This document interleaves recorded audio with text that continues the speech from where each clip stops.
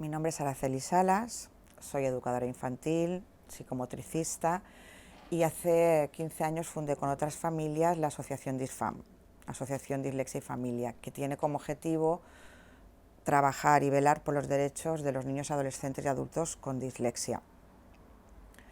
En la ponencia de hoy lo que me encantaría poder hacer llegaros es realmente cómo se siente, cómo vive un niño, una niña o un adolescente, incluso un adulto con dislexia.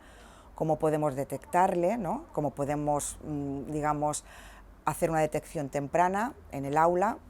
Si somos padres o madres, cómo detectarlo en casa, cómo trabajar con ellos, realmente ser sensibles y conscientes de que la dislexia es mucho más que tener dificultades de lectura y escritura, hablaros de un protocolo donde vais a poder detectar y otro protocolo que es un protocolo de actuación donde vais a tener las estrategias y recomendaciones para poder actuar en el aula y en casa, y hablaros también de la parte emocional de cómo vive el niño el día a día en el aula. Voy a intentar transmitiros lo que es la dislexia más allá de la definición teórica. La definición teórica nos dice que la dislexia es un trastorno de aprendizaje que afecta a la lectura y a la escritura de una forma persistente, más allá de que el niño o niña haya sido escolarizado de forma normal, que tenga una estructura familiar normal y con un coeficiente intelectual normal, ¿vale? Esto en un principio sería lo que nos dicen de la dislexia, pero realmente podemos entenderla mejor, incluso ayudarnos a detectar si tenemos en cuenta otros factores. La dislexia es mucho más que tener dificultades en la lectura y en la escritura. Afecta a diferentes áreas. Tenemos que tener en cuenta que va a afectar al área de planificación y organización, va a afectar al área de la atención, va a afectar al área de la lateralidad, va a afectar al área, puede o no, de las matemáticas, ¿vale? Puede afectar al área motriz. Entonces, vamos a ver que hay otras áreas que también pueden o no estar alteradas. Una de las que más se desconocen es el área de la memoria a corto plazo. Son niños y niñas que tienen una memoria muy buena a largo plazo, se acuerdan de cosas que han pasado hace muchísimos años, muchísimo tiempo, que incluso las familias te comentan cómo puede ser que mi hijo se esté acordando de esto que pasó cuando él tenía 3 años. Pues sí, para eso son muy buenos, tienen un cerebro predominantemente visual, son muy buenos con las imágenes, tienen una memoria fotográfica, pero la memoria a corto plazo es donde suelen tener fallos, ¿no? La memoria que nos ayuda a la hora de trabajar, de recordar lo que hemos hecho en la escuela cuando llegamos a casa para poder hacer los deberes. La memoria a corto plazo está alterada. Lo comento porque no solo nos tenemos que fijar en las dificultades de lectura y escritura, sino que tenemos que tener en cuenta todas estas áreas. También tenemos que saber que la dislexia tiene una carga hereditaria de un 70%, que normalmente cuando muchas veces las familias llegan a la asociación hay un padre o una madre que descubre que tiene dislexia detrás de la dislexia de su hijo. Tenemos que tener claro que es un trastorno crónico, la dislexia no se cura, pero evidentemente cuanto antes se diagnostique, antes se detecte, antes podremos ayudar a ese niño o niña y darle un montón de estrategias y herramientas para que pueda tener una vida exitosa. Y también que normalmente la dislexia puede venir acompañada de otros trastornos. Pocas veces la dislexia viene sola. La dislexia en la mayoría de ocasiones puede venir acompañada de otras dificultades, ¿no? Y eso también lo tenemos que tener en cuenta.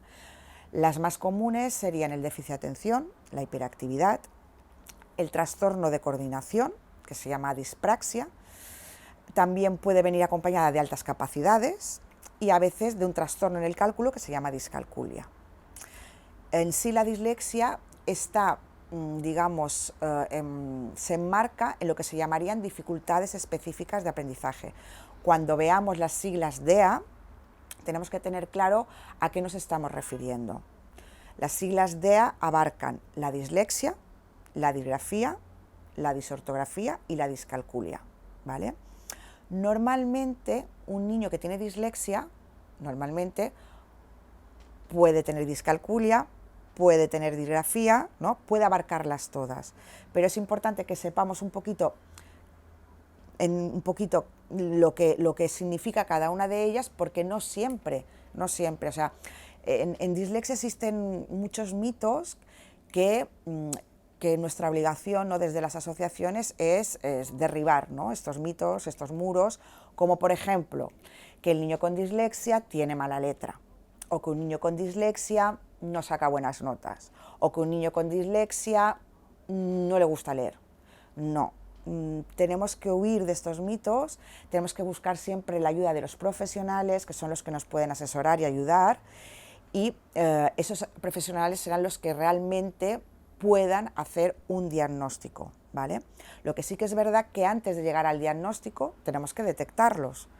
No llegarán al diagnóstico, no los vamos a derivar, no vamos a pensar que en casa hay algún problema y vamos a buscar especialista si no hemos detectado antes. Y en el aula pasa lo mismo.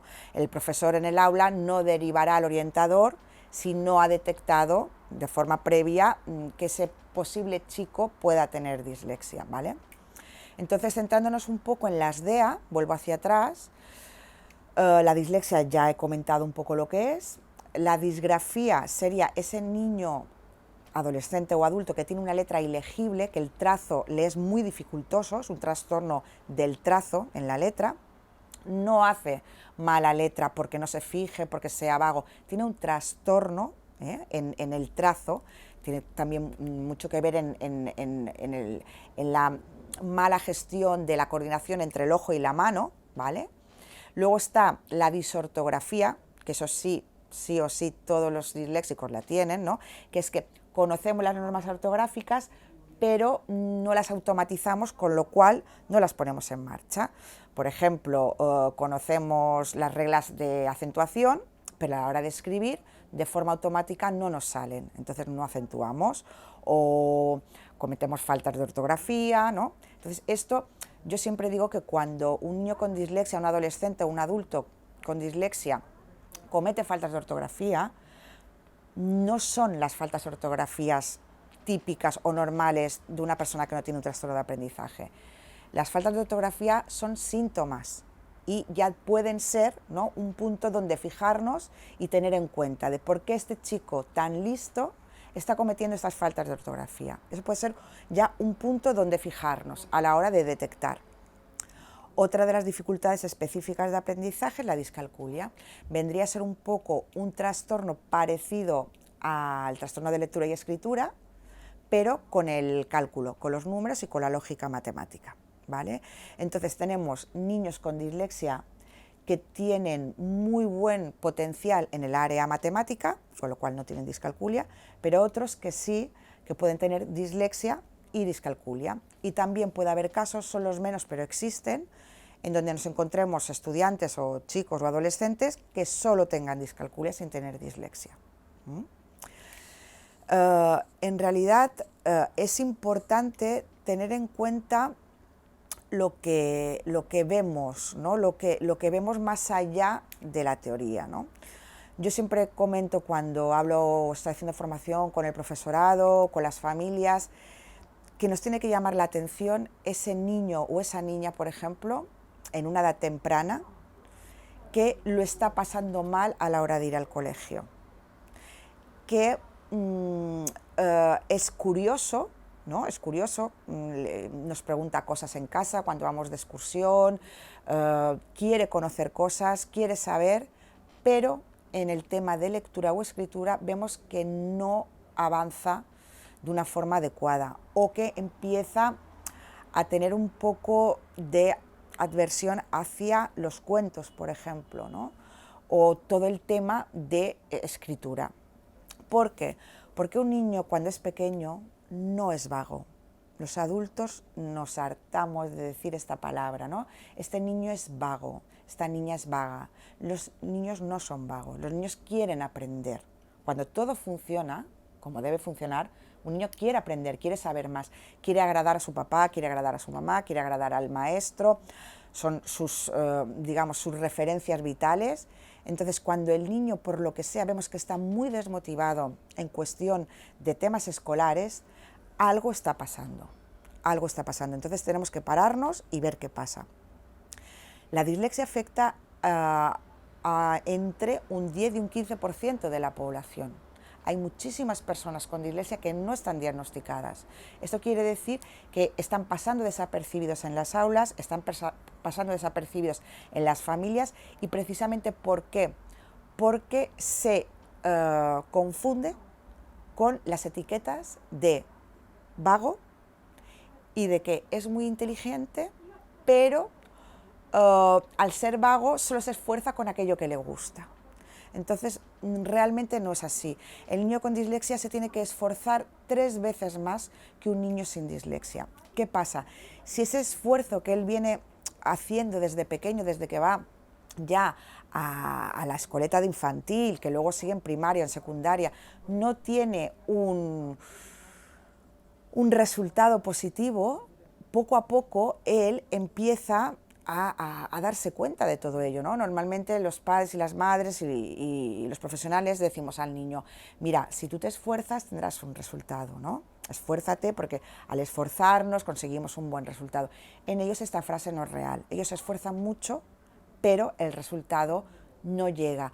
O en ocasiones, en los niños incluso, pues que traen buenas notas, que sacan buenas notas, que no suspenden y que los tenemos ahí y que son disléxicos, el tiempo que invierten en sus horas de estudio no representa ese 8, ¿vale? Tendría que ser un excelente o más de un excelente, porque a lo mejor el chico sin dislexia ha utilizado 2 horas para aprender un examen y el chico con dislexia ha utilizado 6. Entonces estaría muy por encima del excelente, digamos, ¿no? No hay una coherencia entre el tiempo que ellos utilizan a la hora de estudiar y los resultados. Entonces, todo esto nos tiene que llamar la atención a la hora de decir qué le está pasando a este chico, si es un chico que está en secundaria, qué le está pasando a este niño, por ejemplo, si es un niño en edades, ¿no?, tempranas, 5, 6 años. ¿Qué le está pasando? No nos quedemos con la etiqueta fácil de decir que ese niño es vago, ¿vale?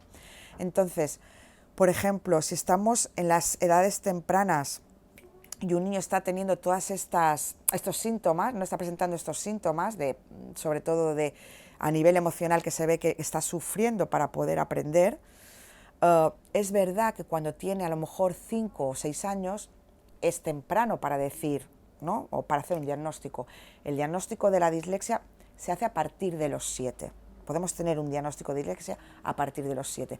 A partir de los 5, 4, 5, 6, sí que hay niños que a lo mejor desarrollarán, ¿no?, una dislexia más acentuada, que ya presentan síntomas en infantil. Como cada caso de dislexia es único, hay niños que presentarán dificultades en infantil, niños que empezarán a presentar dificultades a finales de primaria o los primeros cursos de primaria, y chicos que empezarán a tener dificultades en la etapa de secundaria, incluso de bachillerato, ¿eh? Entonces tenemos que partir también de esa base de que no hay 2 casos idénticos. Pero vamos a empezar por infantil, a ver qué cosas nos pueden llamar la atención como padres o madres en casa o incluso en el aula. Estamos siempre teniendo en cuenta que son niños con una inteligencia normal o por encima de la media. Para diagnosticar una dislexia tienes que tener una inteligencia, un CI normal, ¿vale?, o por encima de la media. Se pueden dar casos incluso de dislexia y altas capacidades, ¿vale? Entonces esto también, estos dos componentes pueden venir, ¿no? Claro, en ese caso también es muy dificultoso la detección, porque son niños que sacan notables, ¿no?, pero claro, nadie va a pensar, o excelentes, que puedan ser disléxicos, y pueden tener dislexia y altas capacidades. En la etapa infantil nos tenemos que fijar en esos niños que son muy visuales, que a lo mejor están viendo los dibujos animados o alguna película y son capaces casi de recordar los guiones enteros, que tienen una memoria fotográfica bestial, que son bastante creativos, pero que luego, por ejemplo, tienen muchas dificultades para situarse en el tiempo, los días de la semana, los meses del año. También es algo típico que, por ejemplo, les cueste todo lo que no es más palpable, ¿no? Como por ejemplo, a la hora de cenar te dicen, vamos a comer, realmente vamos a comer, pero estamos en otra etapa, ¿no?, del día, estamos en la noche, entonces vamos a cenar. Ellos siguen diciendo, muchos de ellos, no todos, siguen diciendo, vamos a comer, por ejemplo. Cuando tú trabajas los días de la semana con ellos, por ejemplo, estás trabajando, que es el primer día de la semana, que viene después del fin de semana, le estás dando un montón de información, al día siguiente, cuando le preguntas, ¿qué día es hoy?, te dicen lunes. No, si lunes fue ayer. Les cuesta muchísimo, es algo muy típico en los disléxicos, que les cuesta muchísimo centrarse en el tiempo. Normalmente luego ya cuando son más mayores, adolescentes o adultos, pues les cuesta llegar a la cita a la hora, o llegan muy pronto, ¿no? Porque luego te creas las estrategias, los adultos nos lo comentan, ¿no? Luego tú te creas las estrategias. Si has quedado a las 3, quieres estar a las 2:30, ¿no? Porque sabes que en algún momento aquello se puede desbordar y llegas tarde. Entonces se van creando ellos mismos las propias estrategias, ¿no? Pero bueno, cuando son pequeños les cuesta muchísimo situarse en el tiempo. Por ejemplo, cuando en el aula les comentamos, tenéis 10 minutos para terminar el examen, a ellos esos 10 minutos no les sitúan, no les dan más información, sino que los dispersan más porque les ponen más nerviosos, no controlan el tiempo, ¿no? Para cerrar la etapa infantil, por ejemplo, otro dato a tener en cuenta es que muchas veces desde el colegio nos llega la información a casa de que no recuerdan o no conocen los colores.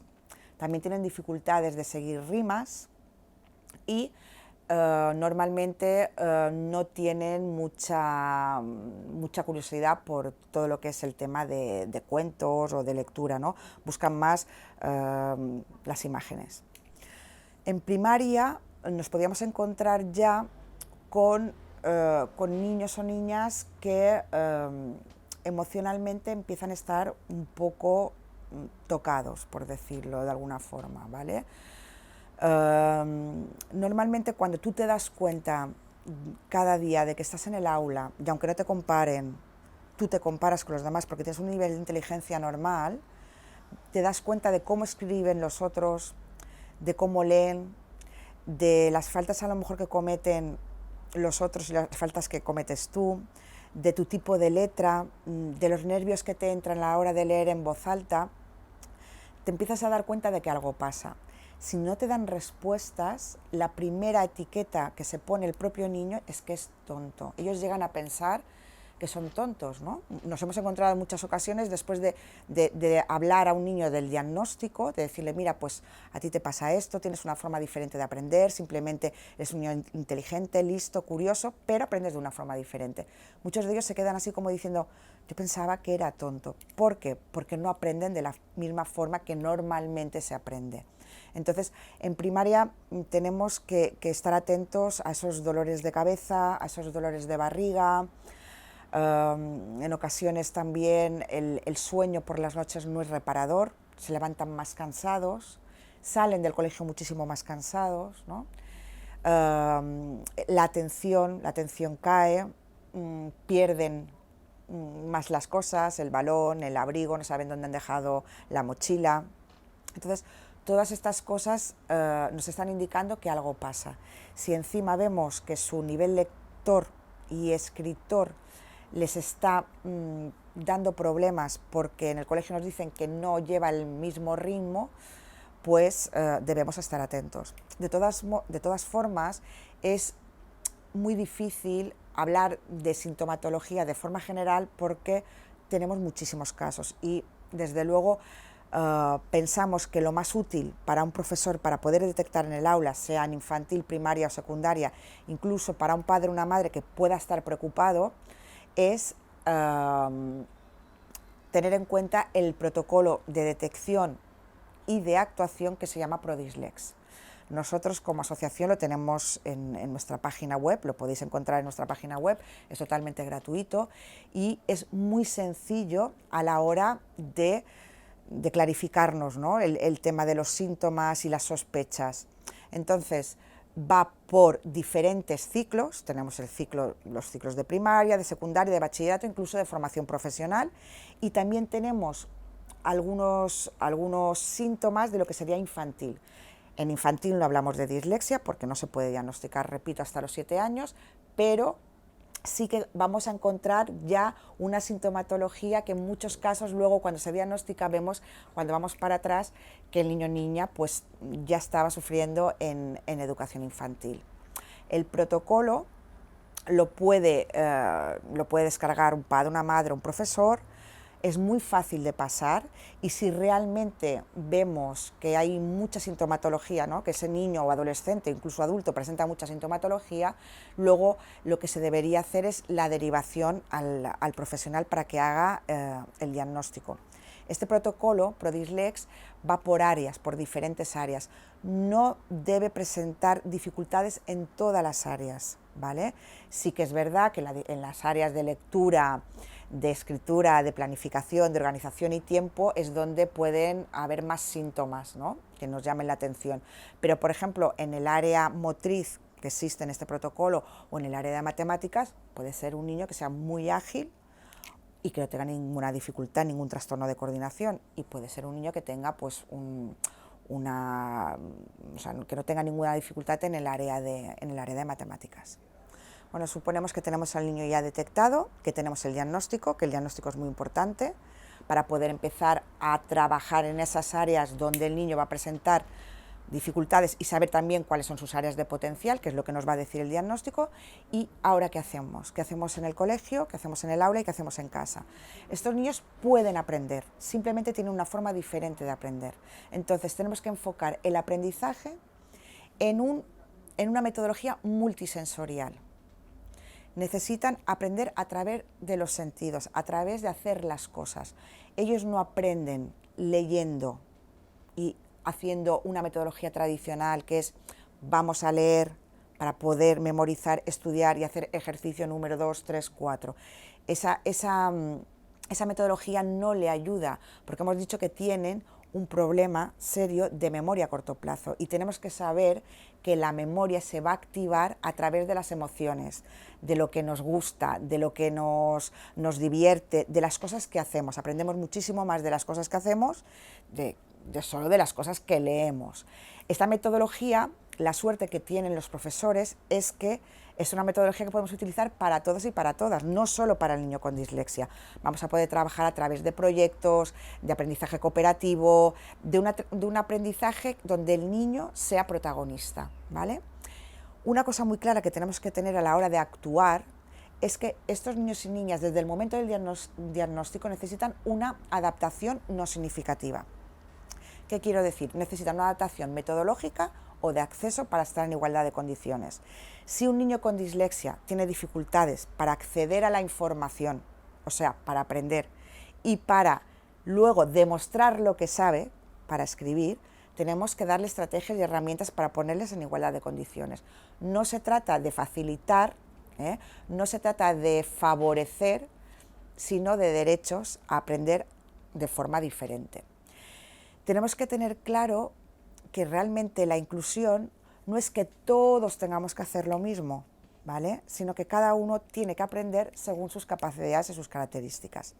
En el protocolo de Prodislex de actuación tenemos todas las herramientas y estrategias desde infantil, primaria, secundaria y bachillerato para saber qué debemos hacer en el aula con cada asignatura y en el día a día. Las adaptaciones no son solo a la hora de examinar a estos chicos, las adaptaciones son en el día a día, en cómo les hacemos llegar la información, cómo organizamos y planificamos el día a día con ellos. Entonces se trata de tener una adaptación metodológica o de acceso en todas las asignaturas desde el momento del diagnóstico.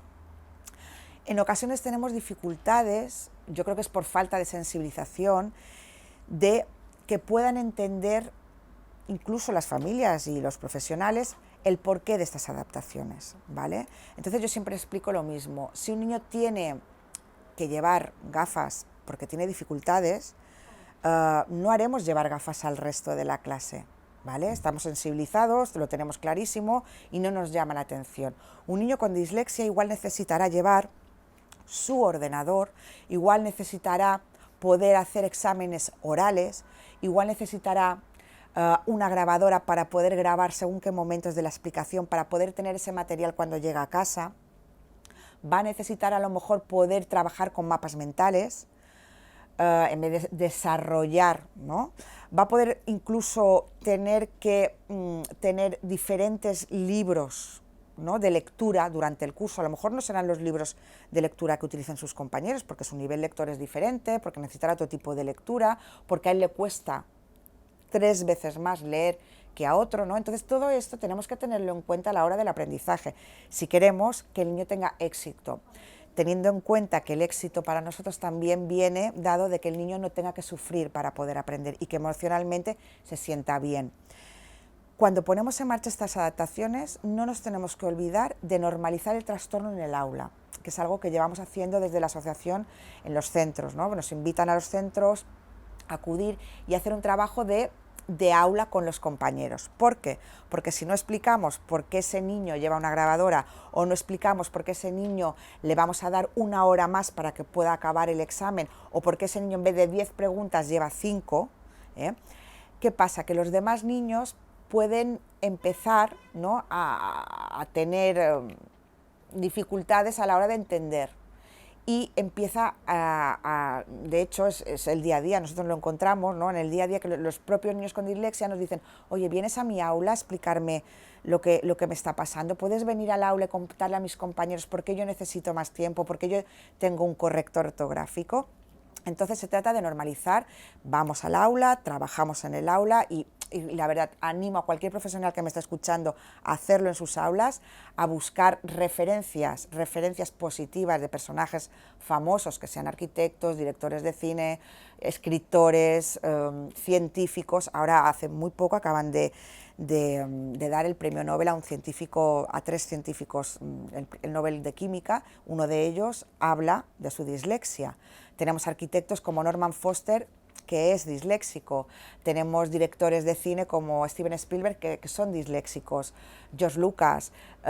Tenemos mucho material para trabajar. Yo trabajo, por ejemplo, con material de Star Wars cuando voy a las aulas, ¿no? Entonces les cambiamos la mirada de ese niño con dislexia, les explicamos lo que es, hacemos juegos, actividades para que todos se sientan un poco disléxicos y la mirada hacia ese chico cambia hacia casi de admiración, de respeto, de entender lo que le está pasando. Y aquí también estamos haciendo un trabajo muy importante de prevención de bullying, porque muchas veces tenemos que tener claro que estos niños pueden ser una diana fácil para sufrir acoso escolar.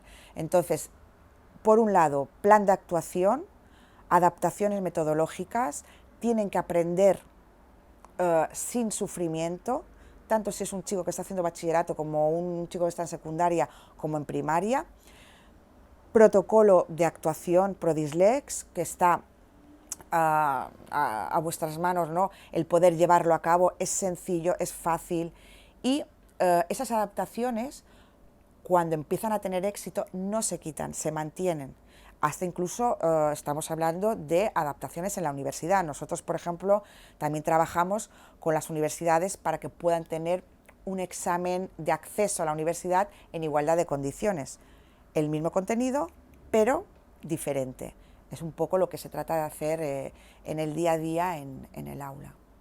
Me gustaría agradecer a Supertics Leo Bien y a la Asociación Española de Comprensión Lectora la oportunidad que da DISFAM de dar a conocer un poco más este trastorno tan desconocido, este trastorno invisible que afecta entre un 10 y un 15% de la población y que evidentemente un niño que no aprende no puede ser feliz. Entonces, seamos conscientes de la importancia que tiene detectar y actuar en responsabilidad. Seamos parte de la solución y no del problema.